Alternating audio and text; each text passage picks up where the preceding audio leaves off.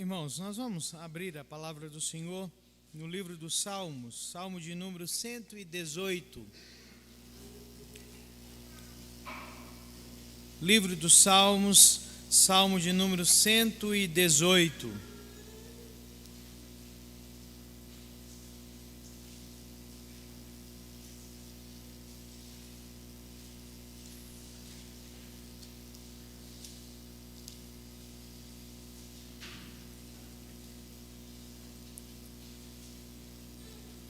Texto da palavra do Senhor, do livro dos Salmos, Salmo de número 118.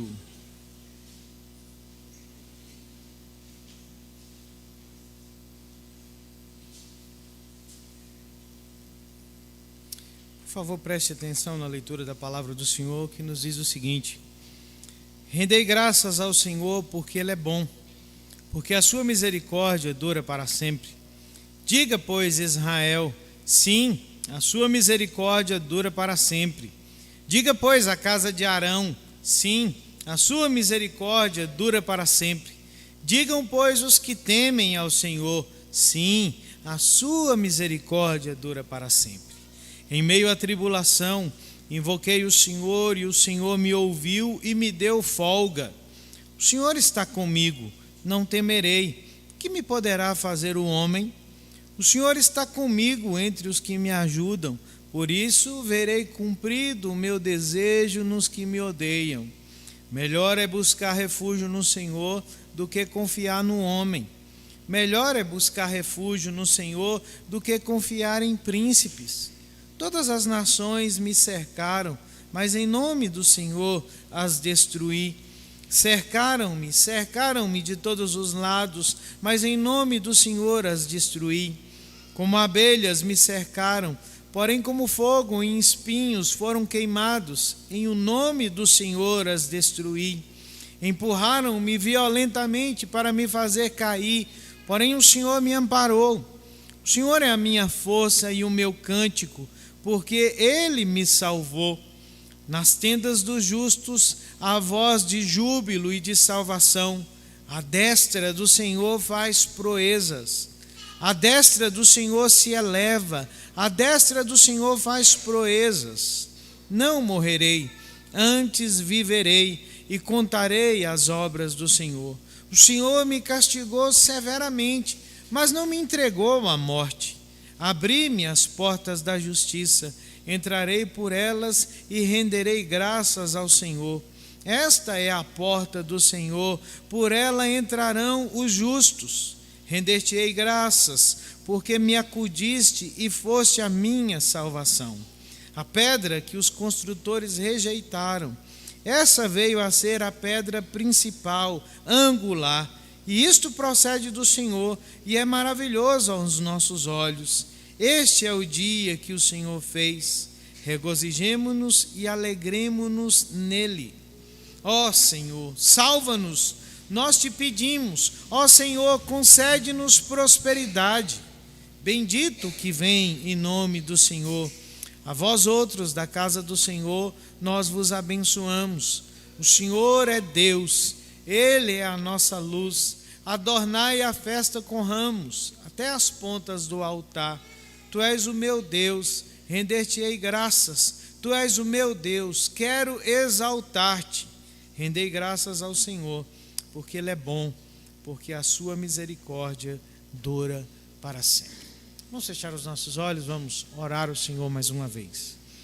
Deus de graça e misericórdia, nós humildemente nos colocamos diante do Senhor de forma agradecida pelo privilégio que o Senhor nos concedeu de poder entregar a Ti o nosso louvor e a nossa gratidão.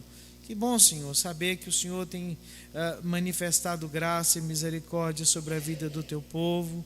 O Senhor tem nos visitado com a Tua bondade e nós podemos, ó Deus, retribuir ao Senhor em louvor e com gratidão diante da Tua presença. Agora, quando nós estamos diante da Tua palavra, pedimos que o Senhor abra os nossos olhos, que o Senhor nos dê entendimento da Tua vontade revelada para as nossas vidas e que o Senhor aplique essa palavra aos nossos corações. É o que nós oramos, agradecidos, no nome santo de Jesus. Amém. Irmãos, nós enfim, chegamos ao Salmo 118, que é o último salmo desse conjunto especial de salmos, né, conhecidos como o Halel egípcio, né, que eram salmos cantados pelos israelitas por ocasião das grandes festas nacionais.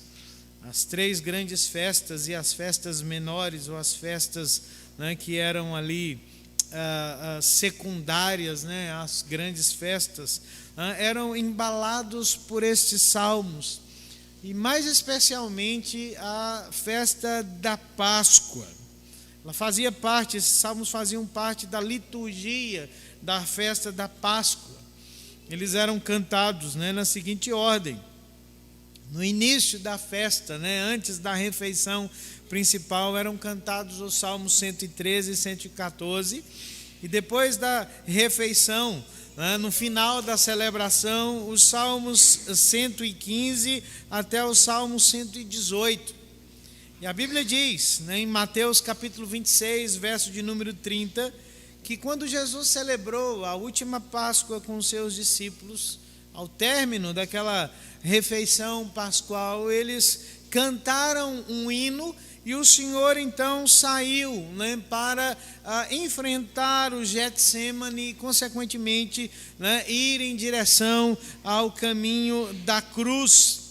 Então, para nós, isso é uma informação muito significativa, porque está nos dizendo textos das Escrituras que Jesus cantou, né, estes textos, muito provavelmente, né?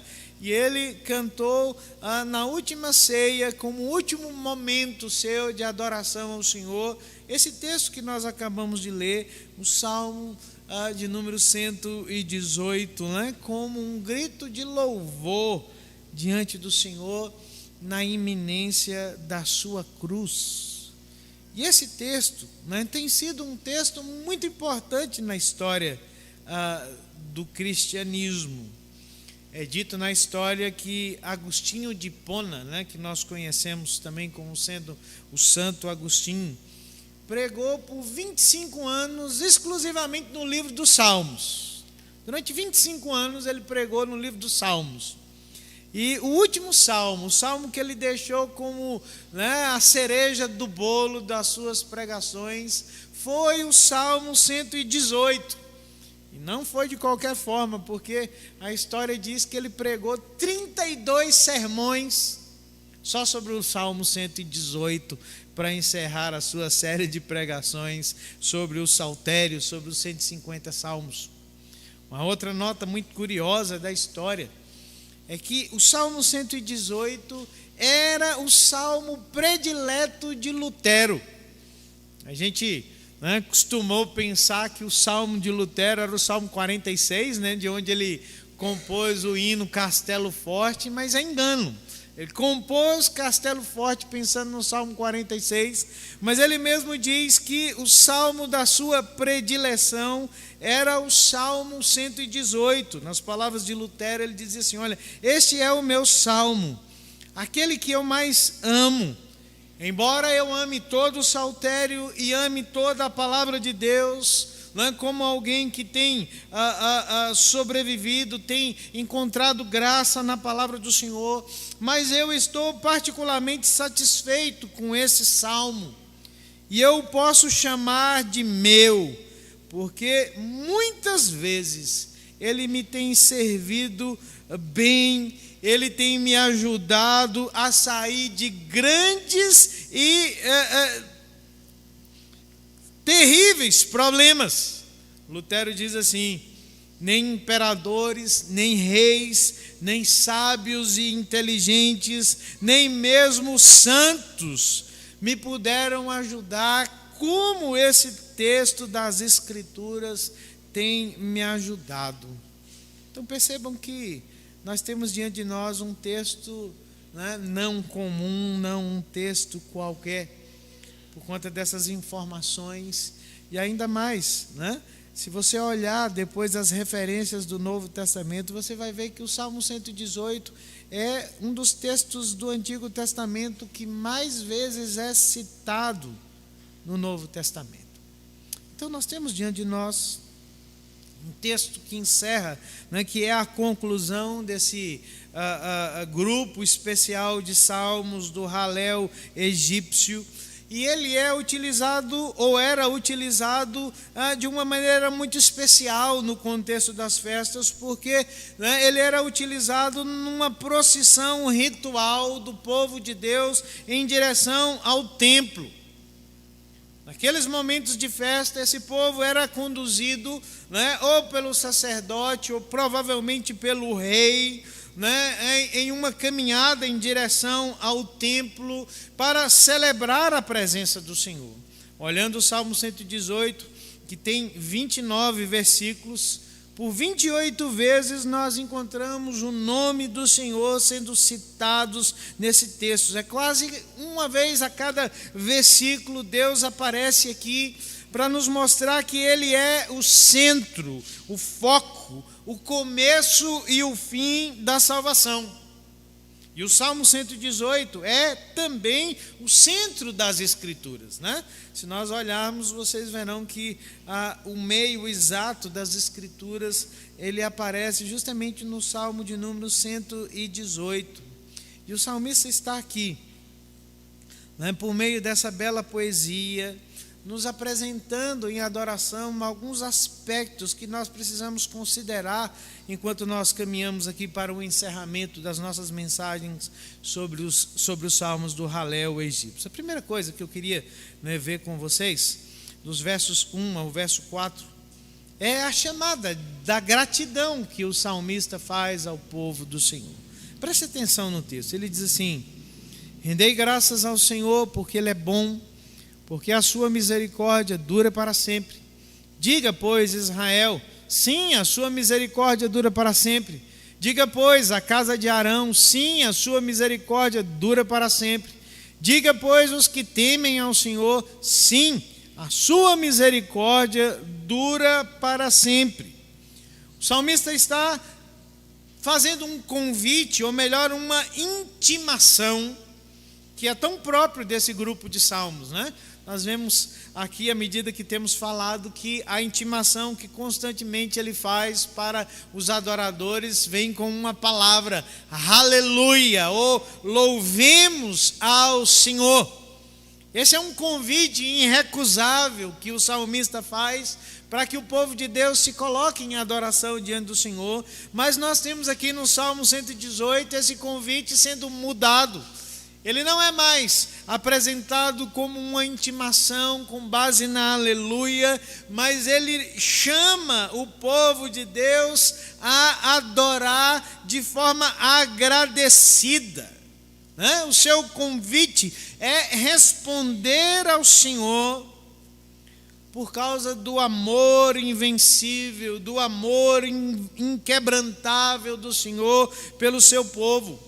Nesses 4 versos, por quatro vezes, o salmista repete uma expressão dizendo: olha, a misericórdia dura para sempre.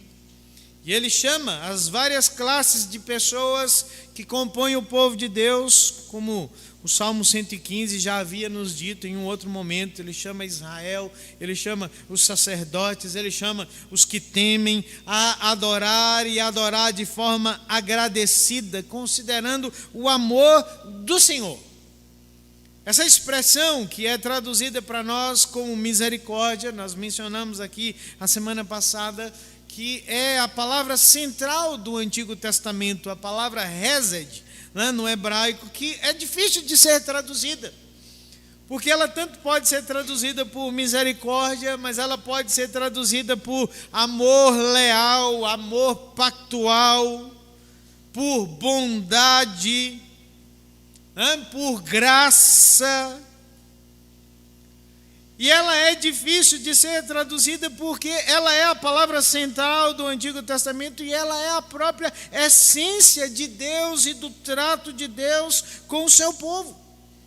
Vou repetir aqui o que disse a semana passada. Alguém já disse que a palavra hesed, né, da língua hebraica, é o correspondente do Antigo Testamento da expressão que nós amamos tanto no Novo Testamento, que diz que Deus é amor. O salmista está dizendo: olha, venham, povo do Senhor, adorem ao Senhor, porque Deus permanece fiel, Deus permanece inabalável em seu amor por nós. Nada detém o amor de Deus para com o seu povo.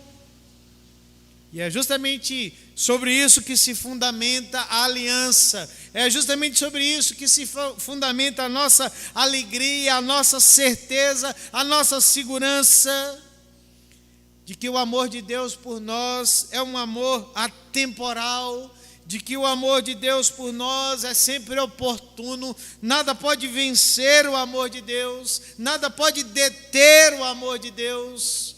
O amor de Deus prevalece na vida do povo do Senhor diante de toda e qualquer situação. Do início ao fim da nossa jornada, o salmista diz que nós somos sustentados por esse amor invencível, amor inabalável do Senhor para com o seu povo. Já pensou que maravilha, irmãos? É o amor de Deus por nós, o amor que vence tudo, o amor que não conhece barreiras, o amor que não se detém diante de qualquer adversidade. Será que nós conseguimos compreender a natureza do convite do salmista sobre o amor de Deus? Me lembro de uma história que aconteceu durante o governo de Oliver Cromwell, que era Lorde Protetor da Inglaterra nos anos 1653 a 1658. Por alguma razão ignorada, um jovem soldado do exército inglês foi condenado à morte. Esse homem seria enforcado no final de um determinado dia, quando os sinos tocassem um toque de recolher lá em Londres. E a noiva desse soldado então procurou Cromwell para que ele poupasse a vida do seu amado. Mas a sua procura, a sua busca foi sem sucesso. Ela não conseguiu demover Cromwell do desejo, da intenção de executar aquele moço.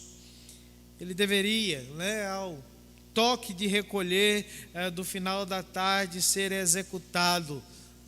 E aí aquela moça toma então uma atitude translocada, podríamos dizer assim. Ela vai então até o campanário e ela, num ato de amor, desesperado, se agarrou ao badalo do sino. E quando o sacristão foi tocar o sino, foi soar o toque de recolher, diz a história que aquele homem era meio surdo, e ele está pensando lá que está tocando o sino e que o toque de recolher está ecoando, mas na realidade aquela moça havia se agarrado àquele badalo e ela, com o seu corpo, conseguiu evitar o toque. E aquilo causou uma consternação, porque o próprio Cromwell não entendia por que o toque de recolher não estava sendo ecoado, tocado.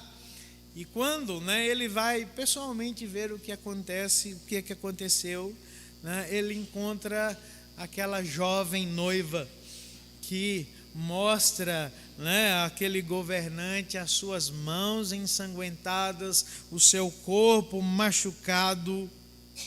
E diante daquela cena de amor extremo, de amor sacrificial, Cromwell então perdoou aquele homem e comutou a sua sentença de morte e disse para ela: essa noite o sino não soará. Por causa do seu amor, você salvou o seu amado. Queridos, essa é a descrição do que significa o amor de Deus pelo seu povo. A Bíblia diz que nada detém Deus no seu amor por nós, que o amor de Deus é invencível, é insuperável, que o amor de Deus não conhece limites, barreiras. E o salmista diz: olha, celebremos ao Senhor, nós vamos cantar esse amor, nós vamos nos envolver e celebrar a presença de Deus, porque é justamente por causa do amor do Senhor que nós estamos aqui como povo. Não há nada em nós elegível a esse amor, mas é graças a esse amor, que é a essência do Senhor, que nós somos chamados para adorar, que somos chamados para pertencer a Deus, para sermos contados entre o seu povo. E ele diz: povo de Israel, adore ao Senhor pelo seu amor. Povo dos sacerdotes, adore ao Senhor pelo seu amor. Você que teme ao Senhor, adore ao Senhor, engrandeça ao Senhor, por causa do seu amor para conosco, que não tem fim, não tem limites, não conhece barreiras. Nós estamos seguros nesse amor. É por esse amor que nós somos chamados a celebrar e adorar o nome do Senhor. Mas a procissão segue em direção ao templo, e num segundo momento, esse que dirige a procissão, depois da resposta dessas categorias de pessoas, com o refrão: a misericórdia do Senhor dura para sempre. Então, do verso 5 até o verso de número 21, nós temos um segundo momento dessa procissão, que é quando o líder da procissão, o sacerdote ou o próprio rei, vai prestar um testemunho pessoal desse amor inabalável de Deus em ação pela vida do seu povo. Preste atenção no texto. O texto diz assim: em meio à tribulação, eu invoquei o Senhor, e o Senhor me ouviu e me deu folga. O Senhor está comigo, não temerei. Que me poderá fazer o homem? O Senhor está comigo entre os que me ajudam. Por isso verei cumprido o meu desejo nos que me odeiam. Melhor é buscar refúgio no Senhor do que confiar num homem. Melhor é buscar refúgio no Senhor do que confiar em príncipes. Todas as nações me cercaram, mas em nome do Senhor as destruí. Cercaram-me de todos os lados, mas em nome do Senhor as destruí. Como abelhas me cercaram, porém como fogo em espinhos foram queimadas. Em nome do Senhor as destruí. Empurraram-me violentamente para me fazer cair, porém o Senhor me amparou. O Senhor é a minha força e o meu cântico, porque Ele me salvou. Nas tendas do justo há voz de júbilo e de salvação. A destra do Senhor faz proezas. A destra do Senhor se eleva. A destra do Senhor faz proezas. Não morrerei, antes viverei e contarei as obras do Senhor. O Senhor me castigou severamente, mas não me entregou à morte. Abri-me as portas da justiça, entrarei por elas e renderei graças ao Senhor. Esta é a porta do Senhor, por ela entrarão os justos. Render-te-ei graças, porque me acudiste e foste a minha salvação. A voz do dirigente, a voz solo, traz uma recordação desse amor leal de Deus em ação pela vida do seu povo. Ele está descrevendo aqui um livramento. E como a descrição que esse homem faz, irmãos, ela energiza esse povo que está em procissão, esse povo que caminha em direção ao templo, porque a história, a convicção desse homem, o testemunho desse homem, vem embalado por uma convicção de alegria, de regozijo, porque ele está dizendo: olha, Deus é o Deus que intervém, Deus é o Deus que visita a vida do seu povo. E a voz desse homem representa a nação personificada de um modo geral, mas ela representa também todos aqueles crentes que estão reunidos particularmente, porque ele está dizendo: olha, em outras palavras, o Senhor é por mim, o Senhor é por nós. esse povo reunido, que ouve a voz do seu líder, que ouve a voz do dirigente, sabe que não é um povo composto de super-heróis, de super-heroínas da fé.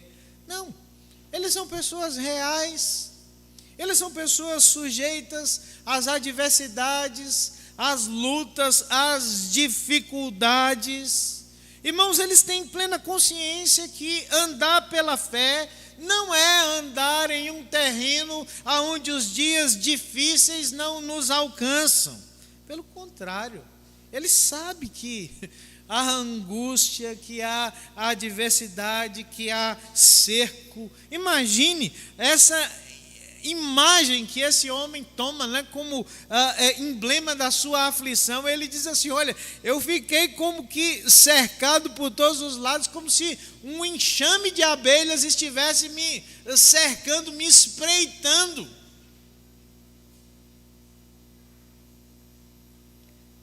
Dias de dificuldades se abateram sobre a vida daquele povo, porque se abatem sobre a vida dos servos do Senhor. E nesses dias de angústia, nesses dias de adversidades, são dias extremamente desafiadores. Sabe por quê? Porque são dias onde nós temos uma escolha a fazer. Ou nós vamos cantar que nós confiamos no Senhor acima de todas as coisas, que a nossa alegria está no Senhor, independente das adversidades que nós enfrentamos, ou nós seremos tentados a desconfiar do amor de Deus por nós. Nós olhamos e dizemos assim: olha, o amor de Deus é invencível, o amor de Deus é inabalável. Mas como é que eu relaciono o amor de Deus com essa aflição, com essa dificuldade, com esse problema na minha vida? Mas o salmista está liderando o povo do Senhor e ele diz assim: não, nós precisamos permanecer firmes, nós precisamos confiar no Senhor em todos os dias,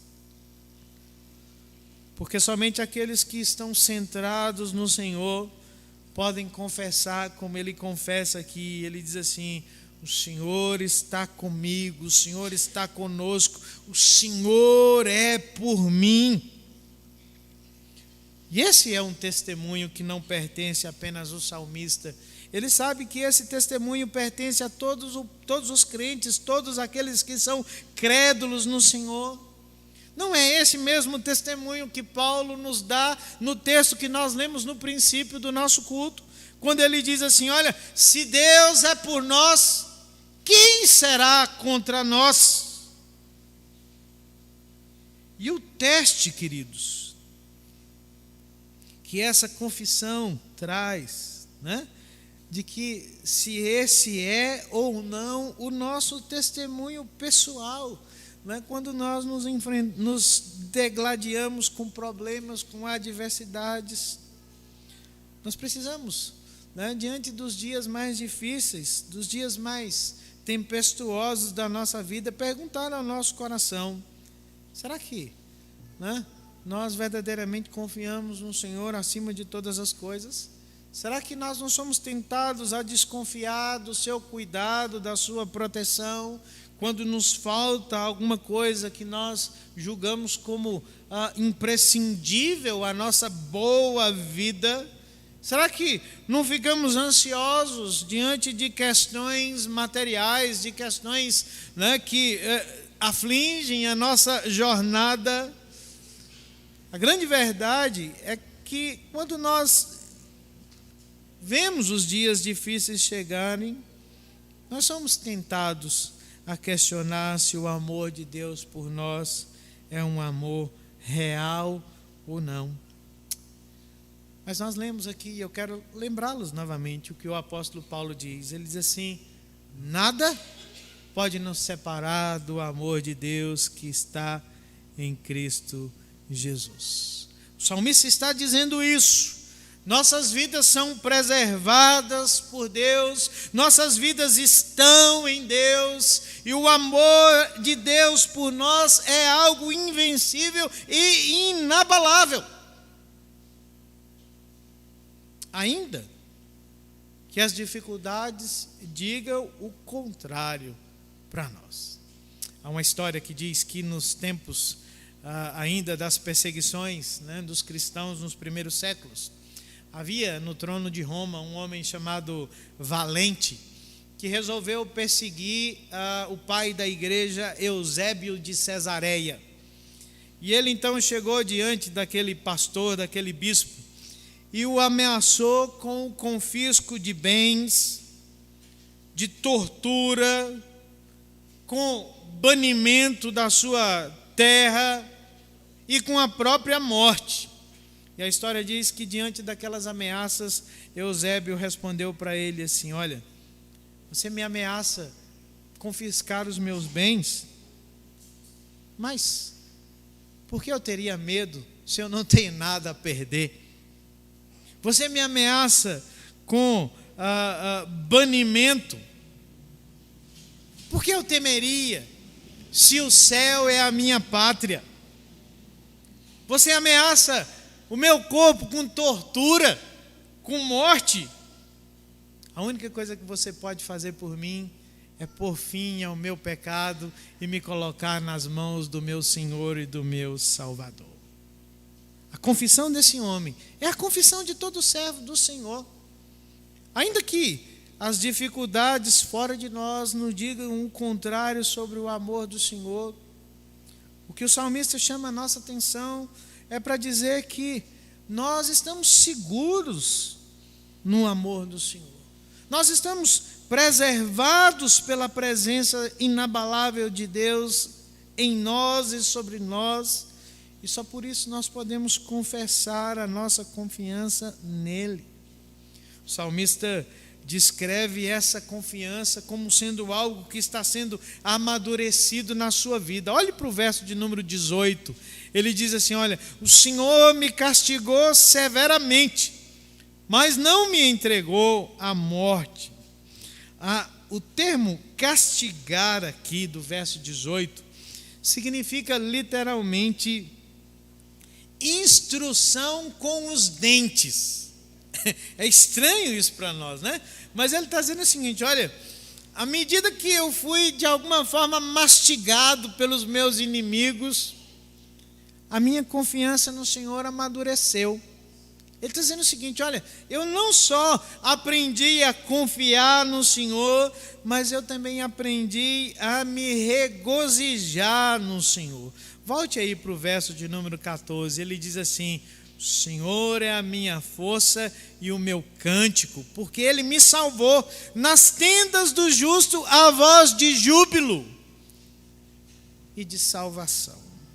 Esse homem sabe que aquilo que Deus tem permitido na vida dele, como dias difíceis, tem moldado, né, a confiança, tem moldado o relacionamento dele para com Deus. Ele sabe que por meio daquilo tudo, né, Deus está tratando com ele, a fim de que ele possa confessar de forma sincera, de forma inabalável, que o amor de Deus é a coisa que ele mais necessita na sua vida. Quantas vezes, né, Deus permite que as aflições, que as adversidades nos alcancem, que fiquemos cercados de todos os lados, como o salmista descreve aqui, para que nós tenhamos consciência e condições de sermos refinados pelo amor do Senhor. O verso 14, né, é a mesma expressão que nós lemos aqui a semana passada, que eu mencionei, do livro de Êxodo, capítulo 15, verso 2, quando Moisés faz uma abreviação do nome de Iavé. Ele chama Deus de Iav. E todas as vezes que essa abreviação do nome de Deus aparece nas Escrituras, faz questão de ressaltar o governo de Deus e a habitação de Deus sobre a vida do seu povo. Em outras palavras, o salmista está dizendo assim: olha, eu tive que aprender a não apenas confiar, mas a me regozijar na presença do Senhor, no amor do Senhor por mim, porque eu tenho percebido que Deus controla, que Deus governa, que Deus dirige o que acontece comigo. Mas não dirige de longe, Ele está presente, Ele habita na minha vida. É por isso que a confissão que o salmista faz nesse segundo momento, né? Ele olha para tudo isso e ele diz assim: sabe o que acontecerá comigo? Eu não morrerei, mas eu viverei na presença do Senhor. Essa procissão, enfim, alcança as portas do templo. E esse salmista, liderando essa procissão de adoradores, chega diante das portas do templo que estão fechadas, sem nenhum pensamento de derrota, mas com pensamentos de confiança, de alegria, de regozijo na presença do Senhor, porque ele sabe que venceu a aflição por causa do amor invencível de Deus. E ele pede então para entrar no lugar da adoração. Ele pede para que as portas se abram diante dele, portas da justiça para a adoração. E sabe por que essas portas se abrem? Porque esse adorador, juntamente com esse povo, sabem que se eles chegam àquele lugar, eles chegam por causa dos méritos do seu Senhor e do seu Salvador. Não chegam por causa deles mesmos ou porque há alguma coisa que os torna vitoriosos na presença do Senhor. Não sei se você consegue perceber isso, né? Como o amor de Deus por nós nos torna cada vez mais conscientes de que se não é a graça, se não é a misericórdia, se não é a bondade do Senhor, nós jamais entraríamos por suas portas. Em 4 de julho de 2011, morreu aos 98 anos de idade um sujeito chamado Otto von Habsburgo, que era o último representante da dinastia dos Habsburgos. Para quem gosta de história vai se lembrar, esse foi o império que dominou o mundo, né? Depois da ascensão aí de Carlos Magno para cá, quando Lutero lutou contra o império para a reforma, ele lutou contra a família Habsburgo na Alemanha, que dominava a Europa. E esse senhor morreu aos 98 anos de idade, como último representante desse império que havia sido derrubado durante a Primeira Guerra Mundial.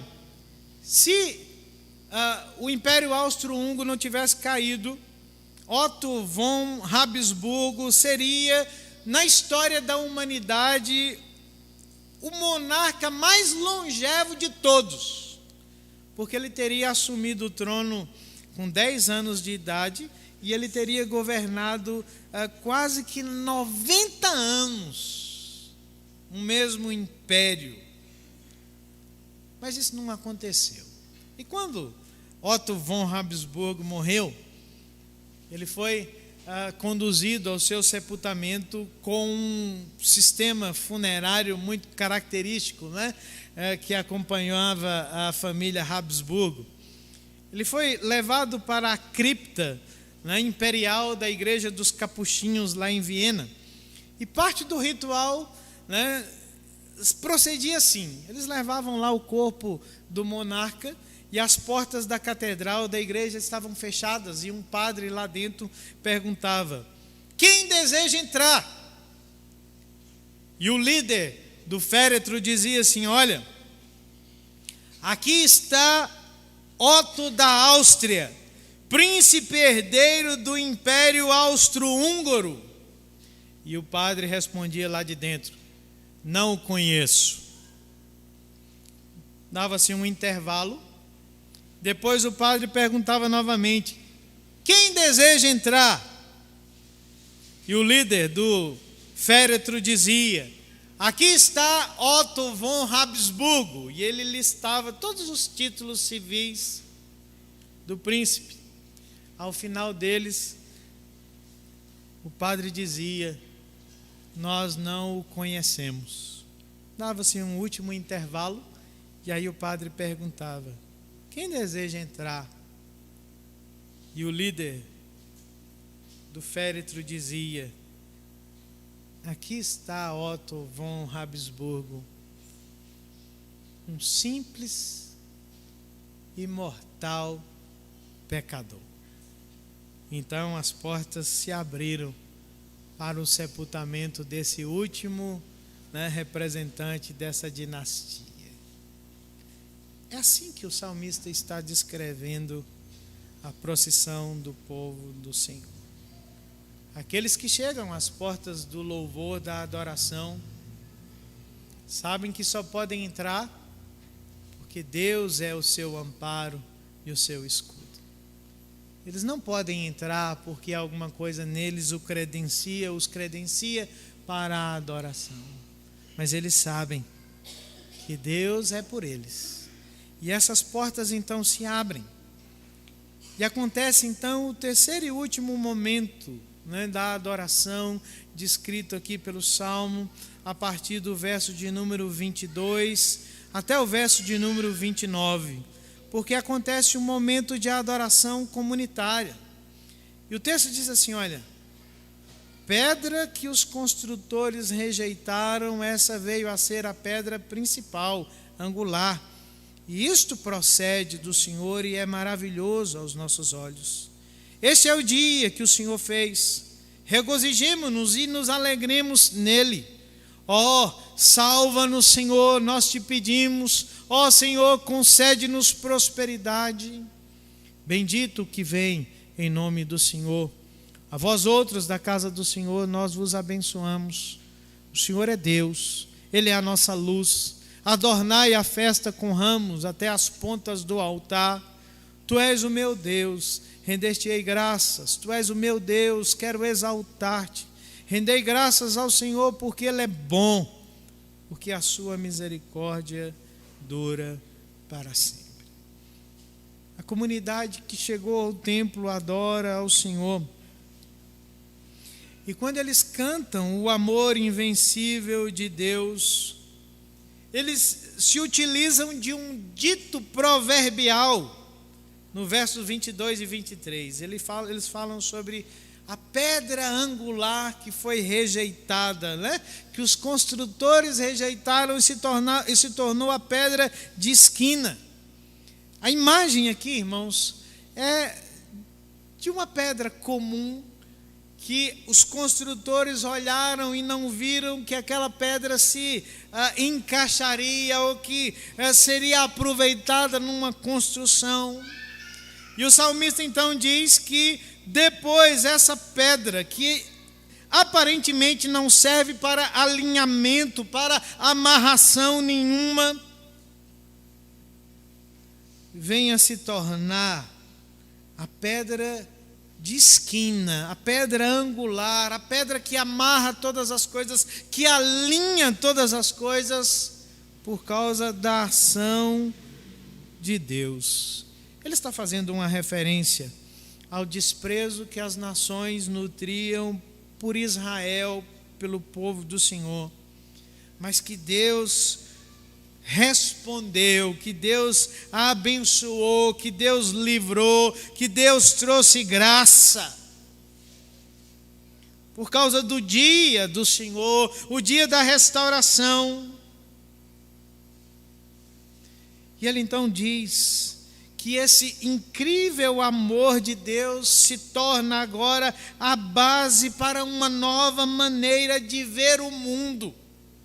Quando ele diz que essa pedra rejeitada se torna a pedra da esquina, a pedra angular, ele diz assim, olha, é agora dessa forma que por causa do amor inabalável de Deus, nós conseguimos olhar tudo ao nosso redor.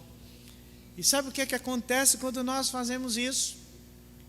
Nós gritamos, nós exclamamos, No verso de número 25, o salmista diz: salva-nos, Senhor.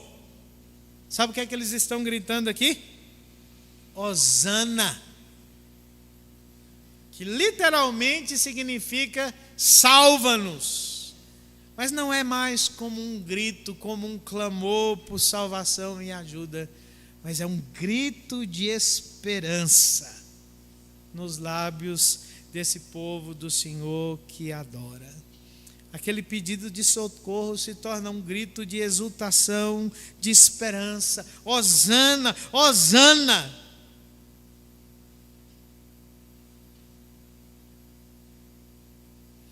O salmista diz que Deus, e o seu amor se torna uma base de referência e de segurança para todas as nações da terra. Diz o salmista que lá, no altar, quando eles entram, verso de número 27, que as pontas do altar são adornadas. E aqui, irmãos, é uma linguagem, uma imagem do sacrifício que era feito na Páscoa aqui, Porque o sacerdote levava o sangue e ele passava o sangue nos chamados chifres do altar. Sabe por que isso é importante? Porque algumas vezes nós vemos no Antigo Testamento, quando alguém fugia, e queria se ver seguro de alguma sentença de morte, essas pessoas iam para o altar e essas pessoas se agarravam aos chifres do altar. Porque havia uma convenção no meio do povo de Deus que dizia assim: olha, enquanto essas pessoas estiverem agarradas ao altar, elas estão seguras. Sabe por quê? Porque havia sangue no altar. O sangue que salva, o sangue que traz esperança, o sangue que traz segurança.